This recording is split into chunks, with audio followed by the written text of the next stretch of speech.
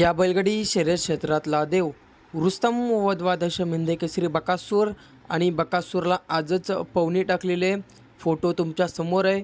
नक्कीच भावांनो, बरेच दिवस गुलालीसाठी संघर्ष करणारा हा बकासूर आणि त्याचा संघर्ष संपणार आहे 30 तारखेला। कारण 30 तारखेला जे भव्य दिव्य असं ओपन बैलगाडी शर्यतीचं मैदान संपन्न होणार आहे, त्या मैदानामध्ये आपला सर्वांचा लढका या बैलगाडी शर्यत क्षेत्रातला देव रुस्तम वधवादश मिंदे केसरी बकासूर कमबॅक करताना दिसणार आहे। आणि नक्कीच भावांनो, बकासूरचा पायरा देखील टॉपचाच असणार आहे, आपल्याला समजलेलं आहे। पायऱ्याची व्हिडिओ लवकरच येणार देखील आहे। मैदानाच्या दिवशी आपण पायरा सांगणार आहोत बकासूरचा। आणि नक्कीच भावांनो, टॉपची जोडी आपल्याला पळताना दिसणार आहे। येणारं मैदान म्हणजेच 30 तारखेचं जायगावकरांचं ओपनचं मैदान आणि त्या मैदानामध्ये बकासूर पळताना दिसेल।